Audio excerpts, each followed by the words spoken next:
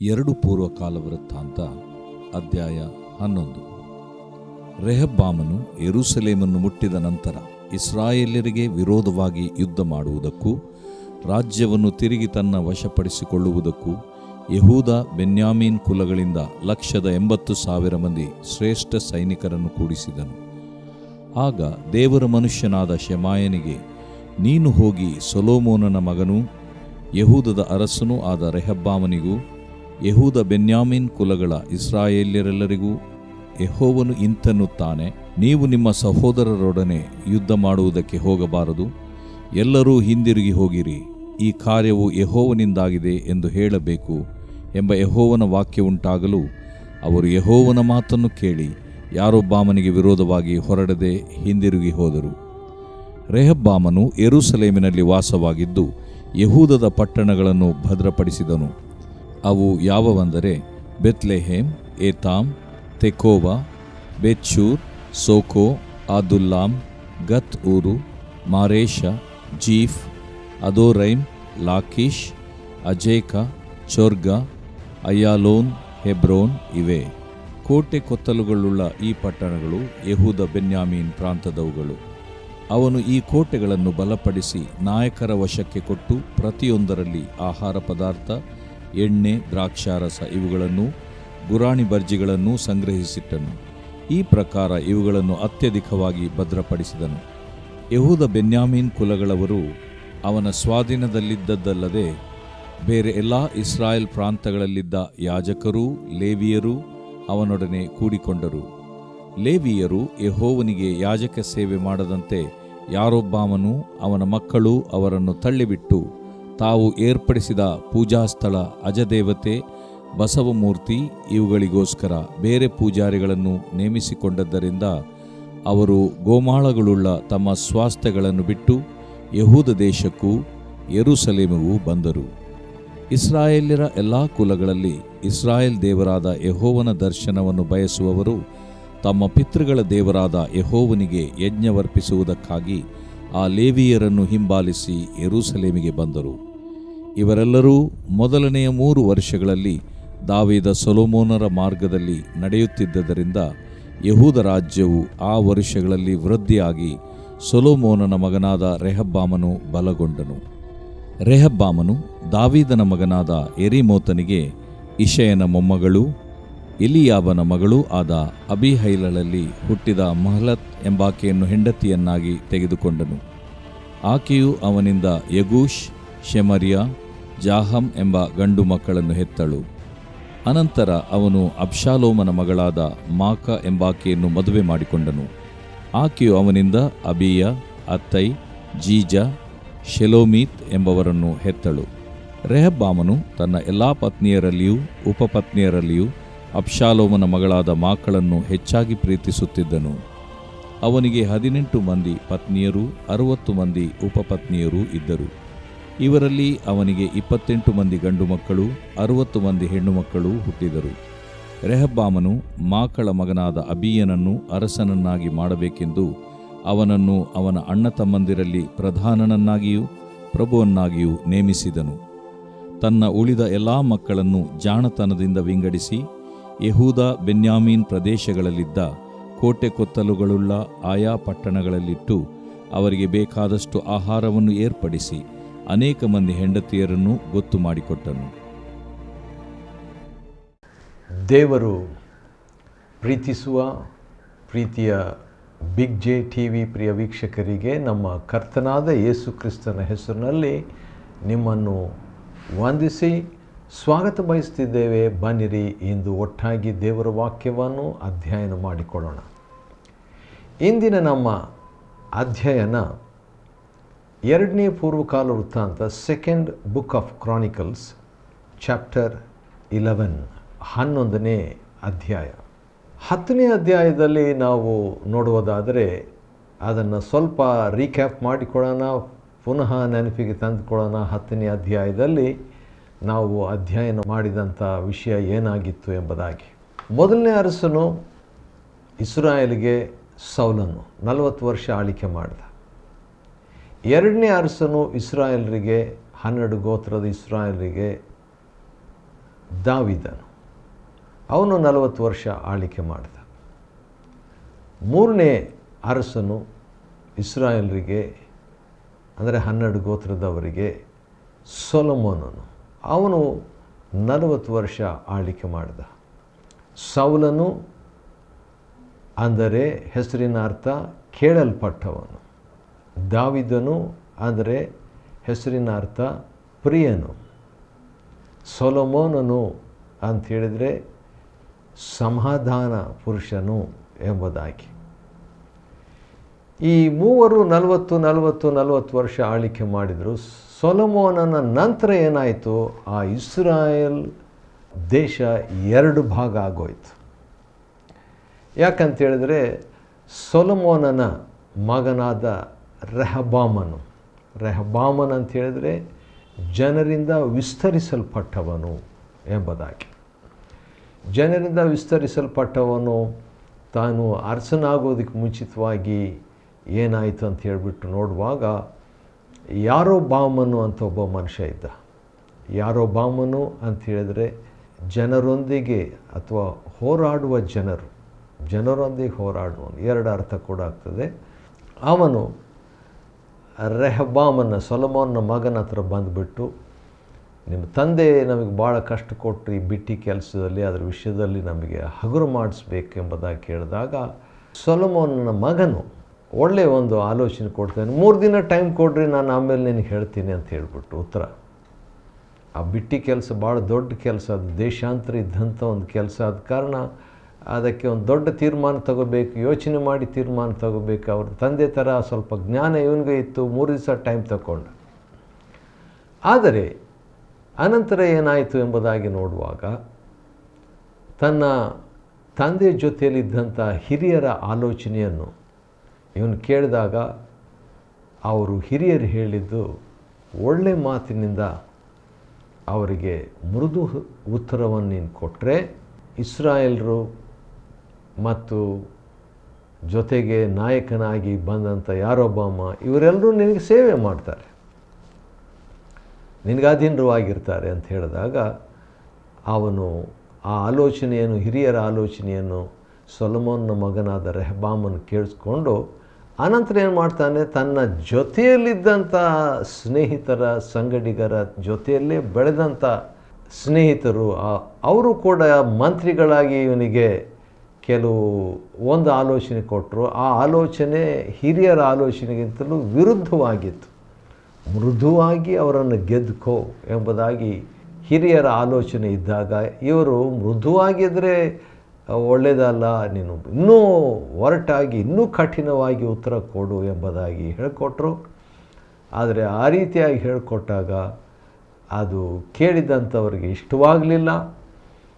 ಅವರು ಪ್ರತ್ಯೇಕವಾಗಿಬಿಟ್ರು, ಅರಸನನ್ನು ಬಿಟ್ಟುಬಿಟ್ರು. ಆ ರೀತಿಯಾಗಿ ಬಿಡಬೇಕೆಂಬುದು ದೇವ್ರ ಚಿತ್ತವಾಗಿತ್ತು, ದೇವರ ಸಂಕಲ್ಪವಾಗಿತ್ತು. ಯಾಕಂದರೆ ರಾಜ್ಯವು ಈಗ 2 ಭಾಗ ಆಗೋಯ್ತು.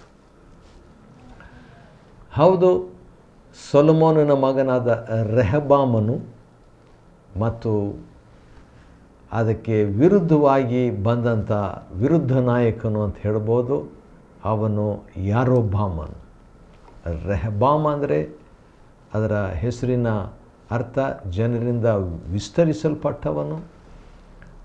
ಯಾರೊಬ್ಬಾಮ ಅಂದರೆ ಜನರಿಂದ ಹೋರಾಡುವಂತೆ ಮಾಡಲ್ಪಟ್ಟವನು ಅಂತ ಹೇಳ್ಬಿಟ್ಟು, ಹೋರಾಡುವ ಜನರು, ವಿಸ್ತರಿಸಲ್ಪಟ್ಟ ಜನರೆಂಬುದಾಗಿ 2 ಗ್ರೂಪ್ ಆಗೋಯಿತು, 2 ಭಾಗ ಆಗೋಯಿತು. ಆದರೆ ಎಷ್ಟು ಜನರು ಇವ್ರ ಕಡೆ ಬಂದರು, ಎಷ್ಟು ಜನರು ಅವ್ರ ಕಡೆ ಹೋದರು, ಎಷ್ಟು ಜನರು ಸೊಲೊಮೋನ ಕಡೆಗಿದ್ರು ಅಂದರೆ ಯೆಹೂದ ಮತ್ತು ಬೆನ್ಯಾಮೀನ್, ಈ 2 ಕುಲದವರು ಮಾತ್ರ ಇವನನ್ನು ಹಿಂಬಾಲಿಸುವವರಾದರು. ಅದರ ಬಗ್ಗೆ ನಾವು ಈಗ ಸದ್ಯದಲ್ಲಿ 11ನೇ ಅಧ್ಯಾಯದಲ್ಲಿ ಇನ್ನೂ ವಿವರವಾಗಿ ನಾವು ನೋಡಿಕೊಳ್ಳೋಣ. ಮತ್ತು ಬಿಟ್ಟು ಹೋದಂಥವರು ಯಾರೊಬ್ಬಾಮನನ್ನು ನಾಯಕನಾಗಿ ಮಾಡಿಕೊಂಡು ಪ್ರತ್ಯೇಕವಾದಂಥವರು ಇಸ್ರಾಯೇಲರಂತ ಕರೆಯಲ್ಪಟ್ಟರು. ಮೊದಲು ಇಸ್ರಾಯೇಲರು, ಆಮೇಲೆ 2 ಭಾಗ ಆಗೋಯ್ತು. ಏನಂತ, ಯೆಹೂದ ಮತ್ತು ಇಸ್ರಾಯೇಲ್ ಅಂತ ಹೇಳ್ಬಿಟ್ಟು. ಯೆಹೂದದೊಂದಿಗೆ ಯೆಹೂದ ಮತ್ತು ಬೆನ್ಯಾಮೀನ್ ಅವರು 2 ಗೋತ್ರದವರು. ಆದರೆ ಇಸ್ರಾಯೇಲರು 10 ಗೋತ್ರದವರು ಮೆಜಾರಿಟಿ ಆಗಿರುವಂಥವರು ಸೊಲೊಮೋನನ ಮಗನನ್ನು ಬಿಟ್ಟು ಪ್ರತ್ಯೇಕವಾಗಿ ಯಾರೊಬ್ಬಾಮನನ್ನು ತನ್ನ ನಾಯಕನಾಗಿ ಮಾಡಿಕೊಂಡು ಪ್ರತ್ಯೇಕವಾದರು. ಹೀಗಿದ್ದಾಗ ಏನಾಯಿತು ನಾವು ನೋಡೋಣವೇ. ಭಾಳ ವಿಚಿತ್ರವಾದದ್ದು. ರೆಹಬ್ಬಾಮನು ಯೆರೂಸಲೇಮನ್ನು ಮುಟ್ಟಿದ ನಂತರ ಇಸ್ರಾಯೇಲರಿಗೆ ವಿರುದ್ಧವಾಗಿ ಯುದ್ಧ ಮಾಡುವುದಕ್ಕೆ ರಾಜ್ಯವನ್ನು ತಿರುಗಿ ತನ್ನ ವಶಪಡಿಸ್ಕೋಬೇಕು. ಈಗ 2 ಭಾಗ ಆಗೋಯಿತು. 10 ಗೋತ್ರದವರು ಒಂದು ಕಡೆ, 2 ಗೋತ್ರದವರು ಮಾತ್ರ ರೆಹಬ್ಬಾಮನಿಗೆ. ಅಂಥ ಒಂದು ಪರಿಸ್ಥಿತಿಯಲ್ಲಿ ಏನಾಯಿತು, ಈಗ ಯುದ್ಧ ಮಾಡಿ ಒಂದಾಗಿ ಮತ್ತೆ ಯುನೈಟ್ ಮಾಡಬೇಕು, ಒಟ್ಟು ಸೇರಿಸ್ಬೇಕಂದ್ರೆ ಯುದ್ಧ ಮಾಡಿ ಒಂದಾಗೋದು ನೋಡ್ರಿ. ಅಂಥ ಒಂದು ಯೋಚನೆಯನ್ನು ಇಟ್ಟುಕೊಂಡು 1,80,000 ಶ್ರೇಷ್ಠ ಸೈನಿಕರನ್ನು ಯೆಹೂದ ಮತ್ತು ಬೆನ್ಯಾಮೀನ್ ಕುಲದವರಿಂದ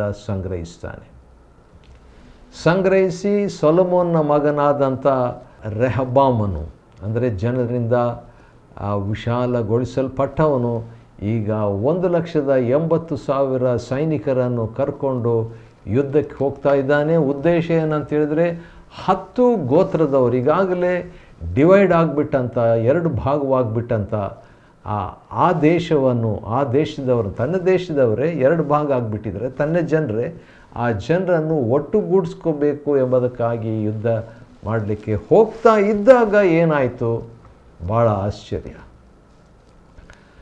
ಆ ಯುದ್ಧ ಇನ್ನೇನು ಸ್ಟಾರ್ಟ್ ಆಗಿಬಿಟ್ಟಿದ್ರೆ ಲಕ್ಷಾಂತರ ಜನರು ಸಾಯ್ತಾ ಇದ್ರು. ಅಂಥ ಸಂದರ್ಭದಲ್ಲಿ ಏನಾಯಿತು ನೋಡೋಣ ಬನ್ನಿರಿ.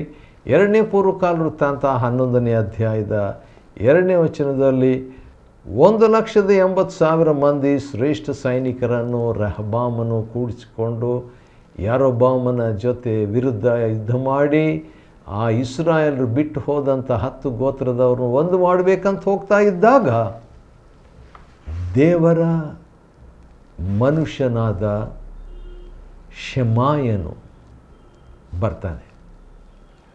ಅವನಿಗೆ ದೇವರು ಮಾತನಾಡಿ, ನೀನು ಹೋಗಿ ಸೊಲೊಮೋನನ ಮಗನು ಯೆಹೂದದ ಅರಸನಾದ ರೆಹಬ್ಬಾಮನಿಗೂ ಯೆಹೂದ ಬೆನ್ಯಾಮೀನ್ ಕುಲಗಳ ಇಸ್ರಾಯೇಲರೆಲ್ಲರಿಗೂ ಯೆಹೋವನು ಇಂತೆನ್ನುತ್ತಾನೆ, ಏನದು, ನೀವು ನಿಮ್ಮ ಸಹೋದರರೊಡನೆ ಯುದ್ಧ ಮಾಡುವುದಕ್ಕೆ ಹೋಗಬಾರದು, ಎಲ್ಲರೂ ಹಿಂದಿರುಗಿ ಹೋಗಿರಿ. ಈ ಕಾರ್ಯವು ಯೆಹೋವನಿಂದಾಗಿದೆ ಎಂದು ಹೇಳಬೇಕು ಎಂಬ ಯೆಹೋವನ ವಾಕ್ಯ. ದೇವರು ಕರೆಕ್ಟ್ ಟೈಮ್ಗೆ ತನ್ನ ವ್ಯಕ್ತಿಯನ್ನು ನೋಡ್ರಿ, ದೇವರು ಯಾವಾಗ ಬೇಕಾದರೂ ಮಾತನಾಡ್ಬೋದು, ಅದನ್ನ ಇಷ್ಟ. ಆದರೆ ದೇವರು ತನ್ನ ಮಾತನ್ನು, ತನ್ನ ಪ್ರಕಟಣೆಯನ್ನು, ತನ್ನ ಆತ್ಮನನ್ನು, ತನ್ನ ಚಿತ್ತವನ್ನು, ತನ್ನ ಉದ್ದೇಶವನ್ನು ನೆರವೇರಿಸುವಂತೆ, ತಿಳಿಸುವಂತೆ, ಮುಖಾಂತರವಾಗಿರುವಂತೆ, ಮಾಧ್ಯಮವಾಗಿರುವಂತೆ ಒಬ್ಬ ವ್ಯಕ್ತಿ ಆ ಸಂದರ್ಭದಲ್ಲಿ, ಅಂಥ ಕಾಲದಲ್ಲಿ, ಅಂಥ ತುರ್ತು ಪರಿಸ್ಥಿತಿಯಲ್ಲಿ, ಅಂಥ ಸಂದಿಗ್ಧ ಪರಿಸ್ಥಿತಿಯಲ್ಲಿ ದೇವರ ಬಾಯಾಗಿ, ದೇವರ ಸ್ವರವಾಗಿ, ದೇವರ ಪರವಾಗಿ ಮಾತನಾಡುವವರು ದೇವರಿಗೆ ಬೇಕಾಗಿದ್ದಾರೆ. ಆದರೆ ಇಲ್ಲಿ ಅಂತೂ ನಾವು ನೋಡುವಾಗ ಶೆಮಾಯನು ಅಂಥ ವ್ಯಕ್ತಿಯಾಗಿದ್ದನು. ಶೆಮಾಯನ ಅಂಥ ವ್ಯಕ್ತಿಯಾಗಿ ದೇವರ ಪರವಾಗಿ ಮಾತನಾಡಿಬಿಟ್ಟು, ಈ ಕಾರ್ಯವು ದೇವರಿಂದಲೇ ಆಗಿದೆ. ಯಾವ ಕಾರ್ಯ? ಈ 2 ಭಾಗ ಆಗಿರುವಂಥದ್ದು. ದೇವರ ಉದ್ದೇಶ ಏನು ಇತ್ತು ಆ ದಿವಸಗಳಲ್ಲಿ, ಅದು ಏನಂತ ಅನಂತರ ನಾವು ನೋಡಿಕೊಳ್ಳಲಿಕ್ಕಿದ್ದೇವೆ. ಒಟ್ಟು ಒಂದು ದೇಶವಾಗಿರುವಂಥದ್ದು 2 ದೇಶವಾಗೋಯ್ತು. ಈಗ ಇಸ್ರಾಯೇಲ್ ಎಂಬ ದೇಶ, ಯೆಹೂದ, ಇಸ್ರಾಯೇಲ್ ಎಂಬುದಾಗಿ 2 ಭಾಗ ಆಗೋಯ್ತು. ಆ ರೀತಿಯಾಗಿ ಆದಾಗ ಒಬ್ಬ ದೇವರ ಮನುಷ್ಯನು ಬಂದು 1,80,000 ಜನರು ಮುಂದೆ ಸಾಗದಂತೆ ಮಾಡ್ತಾನೆ. ಆಶ್ಚರ್ಯ ಏನಂತ ಹೇಳಿದ್ರೆ, ಈ ಸೈನಿಕರೆಲ್ಲ ಭಾಳ ರಫ್ ಆಗಿರುವಂಥ ವ್ಯಕ್ತಿಗಳು ಇವರು. ಹಾಗಿದ್ದಾಗ್ಯೂ ಭಾಳ ಕೋಪದಿಂದ ರೆಹಬ್ಬಾಮನು ಹೋಗ್ತಾ ಇದ್ದಾನೆ ಯುದ್ಧ ಮಾಡಲಿಕ್ಕೆ. ಅಂಥ ಸಂದರ್ಭದಲ್ಲಿಯೂ ಒಬ್ಬ ದೇವರ ಮನುಷ್ಯನ ಒಂದು ಚಿಕ್ಕ ಸಂದೇಶವನ್ನು ಅವರು ಕೇಳಿ ವಿಧೇಯರಾದರು, ಅಧೀನರಾದರು. ಭಾಳ ಆಶ್ಚರ್ಯ ಅಲ್ಲವಾ? ಹೌದು. ಯಾರೊಬ್ಬಾಮನಿಗೆ ವಿರೋಧವಾಗಿ ಹೊರಡದೆ ಅವರು ಹಿಂದಿರುಗಿ ಹೋದರು. ಬಹುಶಃ ಒಂದು ವೇಳೆ ಅವರೆಲ್ಲರೂ ಮನೆಯಲ್ಲಿ ಹೇಳಿ ಬಂದಿದ್ದಾಗ ನಾನು ಯುದ್ಧಕ್ಕೆ ಹೋಗ್ತಾ ಇದ್ದೇನೆ, ಯಾವಾಗ ಬರ್ತೀನೋ ಗೊತ್ತಿಲ್ಲ, ಹಿಂದಿರುಗಿ ಬರ್ತೀನೋ ಏನೋ ಗೊತ್ತಿಲ್ಲ ಎಂಬುದಾಗೆಲ್ಲ ರೆಡಿಯಾಗಿ ಸಿದ್ಧವಾಗಿ ಅವರು ಕಳಿಸಲ್ಪಟ್ಟವರಾಗಿ ಮನೆಯಲ್ಲಿ ಬಾಯಿ ಹೇಳಿಬಿಟ್ಟು ಬಂದಂಥ ವ್ಯಕ್ತಿಗಳು ಈಗ ಒಂದೇ ಮಾತಿನಿಂದ, ಒಬ್ಬನೇ ವ್ಯಕ್ತಿಯಿಂದ ಹಿಂದಿರುಗಿ ಹೊರಡುವವರಾಗಿದ್ದಾರೆ. ರೆಹಬ್ಬಾಮನು ಯೆರೂಸಲೇಮಿನಲ್ಲಿ ವಾಸವಾಗಿದ್ದು ಯೆಹೂದದ ಪಟ್ಟಣಗಳನ್ನು ಭದ್ರಪಡಿಸಿದ. ಯಾವುದ್ಯಾವುದು ಸುಮಾರು 15 ಪಟ್ಟಣಗಳನ್ನು ಅವನೀಗ ರೆಡಿ ಮಾಡ್ತಾ ಇದ್ದಾನೆ. ಯಾಕೆ ಭದ್ರಪಡಿಸ್ತಿದ್ದಾನೆ ಅಂತ ಹೇಳಿದ್ರೆ, ಭವಿಷ್ಯಕ್ಕಾಗಿ ಈಗೇನು ತನ್ನದೇ ಆದಂಥ ಒಂದು ದೇಶ, ಯೆಹೂದ ದೇಶ, ದಿ ಕಿಂಗ್ಡಮ್ ಆಫ್ ಜುಡಾ, ಅದನ್ನು ಸಿದ್ಧಪಡಿಸಿ ಅವ್ರಿಗೆ ಬೇಕಾದಂಥ ಒಂದೊಂದು ಕಡೆಯಲ್ಲಿ ಆಹಾರ ಅದನ್ನೆಲ್ಲ ಒದಗಿಸಿ ಅತ್ಯಧಿಕವಾದ ರೀತಿಯಲ್ಲಿ ಯೆಹೂದ ಬೆನ್ಯಾಮೀನ್ ಕುಲಗಳವರನ್ನು ಅವನು ತನ್ನ ಸ್ವಾಧೀನದಲ್ಲಿಲ್ಲದ ಇರುವಂಥ ಬೇರೆ ಎಲ್ಲ ಇಸ್ರಾಯೇಲ್ ಅಂದರೆ ಬೆನ್ಯಾಮೀನ್ ಕುಲಗಳವರು ಮತ್ತು ಯೆಹೂದ ಕುಲ, ಇವೆರಡೇ ಕುಲಗಳವರು ಈ ರೆಹಬ್ಬಾಮನ ಜೊತೆಗೆ ಸೇರಿರ್ತಾರೆ. ಉಳಿದಂಥ 10 ಕುಲದವರು ಗೋತ್ರದವರು ಅವರು ಪ್ರತ್ಯೇಕವಾಗಿರ್ತಾರೆ, ಇಸ್ರಾಯೇಲ್ ಎಂಬುದಾಗಿರ್ತಾರೆ. ಇವನ ಸ್ವಾಧೀನದಲ್ಲಿದ್ದದ್ದಲ್ಲದೆ ಬೇರೆ ಎಲ್ಲ ಇಸ್ರಾಯೇಲ್ ಪ್ರಾಂತಗಳಲ್ಲಿ ಯಾಜಕರು, ಲೇವಿಯರು ಅವನೊಡನೆ ಅಂದರೆ ರೆಹಬ್ಬಾಮನೊಡನೆ ಕೂಡಿಕೊಂಡರು. 2 ಭಾಗ ಆಯಿತು ನಿಜ, ಆದರೆ ಆ 2 ಭಾಗ ಆದಾಗ 2 ಕುಲದವರು ಮಾತ್ರ ಅಲ್ಲ, ಇಸ್ರಾಯೇಲ್ ಪ್ರಾಂತಗಳಲ್ಲಿದ್ದಂಥ ಅಂದರೆ ಆಪೋಸಿಷನ್ ಕಡೆಗಿದ್ದಂಥ ಡಿವೈಡ್ ಆಗಿ ಹೊರಟು ಹೋದಂಥ ಬಹುಪಾಲರಾಗಿದ್ದಂಥ ಆ ಕಡೆಯಲ್ಲಿ ಯಾಜಕರು, ಲೇವಿಯರು ರೆಹಬ್ಬಾಮನೊಡನೆ ಕೂಡಿಕೊಂಡರು. ಯೆಹೂದ ಪ್ರಾಂತದಲ್ಲಿದ್ದ ಇಸ್ರಾಯೇಲರಾದರೋ ಅರಸನಾದ ರೆಹಬ್ಬಾಮನ ಅಧೀನದಲ್ಲಿದ್ದರು. ಅಲ್ಲಿ ಕೂಡ ಯೆಹೂದದವರು 1, ಬೆನ್ಯಾಮಿನ್ ಅವರು 2, ಯೆಹೂದ ಪ್ರಾಂತದಲ್ಲಿದ್ದ ಇಸ್ರಾಯೇಲರು 3, ಇಸ್ರಾಯೇಲ್ ಪ್ರಾಂತದಲ್ಲಿದ್ದ ಯಾಜಕರು 4, ಇಸ್ರಾಯೇಲ್ ಪ್ರಾಂತದಲ್ಲಿದ್ದಂಥ ಲೇವಿಯರು, ಇವರೆಲ್ಲರೂ ಅವನು ಕೂಡ ಈಗ ರೆಹಬ್ಬಾಮನ ಸಂಗಡ ಇದ್ದಾರೆ. ಅಷ್ಟೇ ಅಲ್ಲ, ಇವರು ಯಾಜಕ ಸೇವೆ ಮಾಡದಂತೆ ಯಾರೊಬ್ಬಾಮನು ಅವನ ಮಕ್ಕಳು ಇವರನ್ನೆಲ್ಲ ತಳ್ಳಿಬಿಡ್ತಾರೆ. ಆದ ಕಾರಣ ಇವರು ಈ ಕಡೆ ಬಂದುಬಿಡ್ತಾರೆ. ಅದು ಕೂಡ ದೇವ್ರ ಚಿತ್ತನೆ. ಮತ್ತು ತಮ್ಮದೇ ಆದ ಪೂಜಾರಿಗಳನ್ನು ಅವರು ಮಾಡಿಟ್ಕೊಳ್ತಾರೆ ಮತ್ತು ತಮ್ಮ ಸ್ವಾಸ್ಥ್ಯ ಅವರಿಗೆ ಗೋಮಾಳ ಕೊಟ್ಟಿರ್ತಾರೆ, ಸಿಕ್ಕಿರ್ತದೆ. ಗೋಮಾಳ ಒಳ್ಳೆ ಪ್ಲೇಸ್ ಅವರಿಗೆ, ಈ ಯಾಜಕರಿಗೆ ಮತ್ತು ಲೇವಿಯರಿಗೆ ಸಿಕ್ಕಿರ್ತದೆ.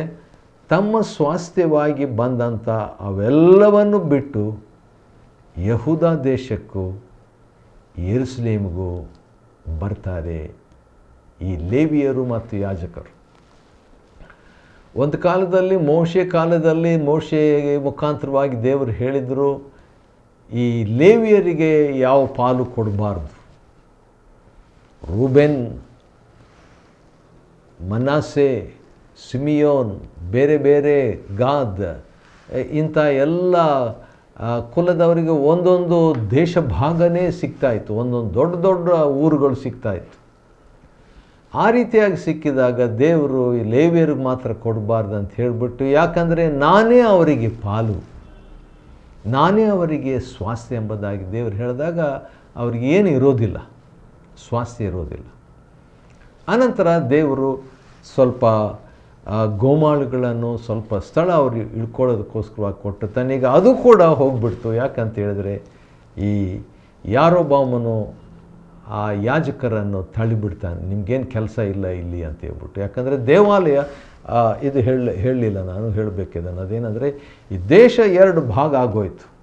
ಸೌಲನು, ದಾವಿದನು ಸೊಲೊಮೋನನು 40 ವರ್ಷ ಆಳ್ವಿಕೆ ಮಾಡಿದಾಗ, ಒಟ್ಟು 120 ವರ್ಷಗಳು ಆಳ್ವಿಕೆ ಮಾಡಿದಾಗ ದೇಶ ಒಂದಾಗಿತ್ತು, ಇಸ್ರಾಯೇಲ್ ಎಂಬುದಾಗಿ. ಈಗ ಆ ದೇಶ, ಇಸ್ರಾಯೇಲ್ ಎಂಬ ದೇಶ 2 ಭಾಗ ಆಗೋಗ್ಬಿಟ್ಟಿದೆ. ಒಂದು ಭಾಗಕ್ಕೆ ಯೆಹೂದ, ಇನ್ನೊಂದು ಭಾಗಕ್ಕೆ ಇಸ್ರಾಯೇಲ್ ಅಂತ ಹೇಳ್ಬಿಟ್ಟು. ಯೆಹೂದ ಅಂತ ಹೇಳಿದ್ರೆ 2 ಕುಲದವರು ಸೇರಿ ಯೆಹೂದ ದೇಶ, ಯೆಹೂದ ಮತ್ತು ಬೆನ್ಯಾಮೀನ್.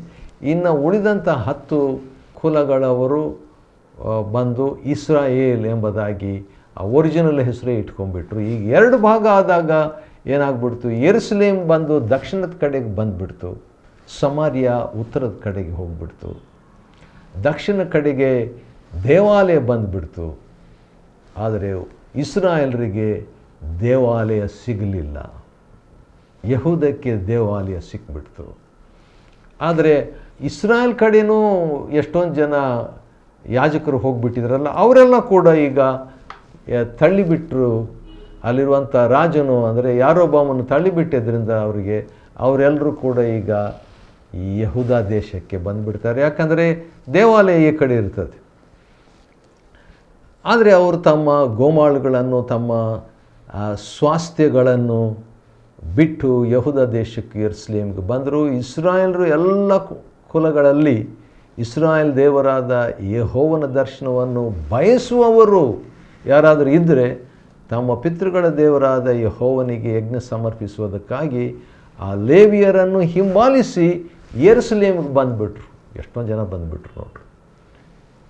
ಹೌದು, ಈ ರೀತಿಯಾಗಿ ಬಂದು ಯೆಹೂದದಲ್ಲಿ ಇರ್ತಾರೆ, ರೆಹಬ್ಬಾಮನ ಕೆಳಗೆ. ಆ ಕಡೆ ಯಾರೊಬ್ಬಾಮನು. 2 ಭಾಗವಾಗಿ ಈ ರೀತಿಯಾಗಿರ್ತಾರೆ.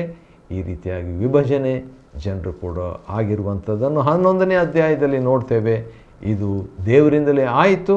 ಆದ ಕಾರಣ 2ನೇ ಪೂರ್ವಕಾಲ ವೃತ್ತಾಂತ 11ನೇ ಅಧ್ಯಾಯವನ್ನು ನಾವು ಒಟ್ಟಾಗಿ ಸೇರಿ ಅಧ್ಯಯನ ಮಾಡುವಂತೆ ದೇವರು ಕೊಟ್ಟ ಕೃಪೆಗಾಗಿ ಆತನಿಗೆ ಸ್ತೋತ್ರವಾಗಲಿ.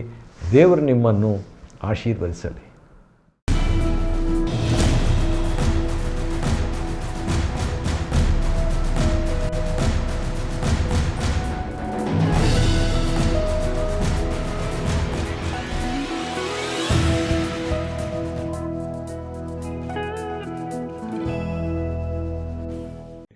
Chapter 11. And when Rehoboam was come to Jerusalem, he gathered of the house of Judah and Benjamin 180,000 chosen men, which were warriors, to fight against Israel, that he might bring the king again to Rehoboam. But the word of the Lord came to Shemaiah the man of God, saying, Speak unto Rehoboam the son of Solomon, king of Judah, and to all Israel in Judah and Benjamin, saying, Thus saith the Lord, Ye shall not go up, nor fight against your brethren. Return every man to his house, for this thing is done of me. And they obeyed the words of the Lord, and returned from going against Jeroboam. And Rehoboam dwelt in Jerusalem, and built cities for defense in Judah. He built even Bethlehem, and Etam, and Tekoa, and Bethzur, and Shoko, and Adulam, and Gath, and Mirishah, and Ziph, and Adoraim, and Lachish, and Azekah, and Zorah, and Aijalon, and Hebron, which are in Judah and in Benjamin fenced cities. And he fortified the strongholds, and put captains in them, and store of victual, and of oil and wine. And in every several city he put shields and spears, and made them exceeding strong, having Judah and Benjamin on his side. And the priests and the Levites that were in all Israel resorted to him out of all their coasts. For the Levites left their suburbs and their possession, and came to Judah and Jerusalem. For Jeroboam and his sons had cast them off from executing the priest's office unto the Lord. And he ordained him priests for the high places, and for the devils, and for the calves which he had made. And after them out of all the tribes of Israel, such as set their hearts to seek the Lord God of Israel, came to Jerusalem, to sacrifice unto the Lord God of their fathers. So they strengthened the king of Judah, and made Rehoboam the son of Solomon strong 3 years. For 3 years they walked in the way of David and Solomon. And Rehoboam took him Mahalath, the daughter of Jeremoth, the son of David, to wife, and Abihail, the daughter of Eliab, the son of Jesse, which bare him children, Jeush, and Shemariah, and Zacham. And after her he took Maacah, the daughter of Absalom, which bare him Abijah, and Attai, and Ziza, and Shelomith. And Rehoboam loved Maacah, the daughter of Absalom, above all his wives and his concubines. For he took 18 wives and 60 concubines, and begat 28 sons and 60 daughters. And Rehoboam made Abijah the son of Maacah the chief to be ruler among his brethren, for he thought to make him king. And he dealt wisely, and dispersed of all his children throughout all the countries of Judah and Benjamin unto every fenced city, and he gave them victual in abundance, and he desired many wives.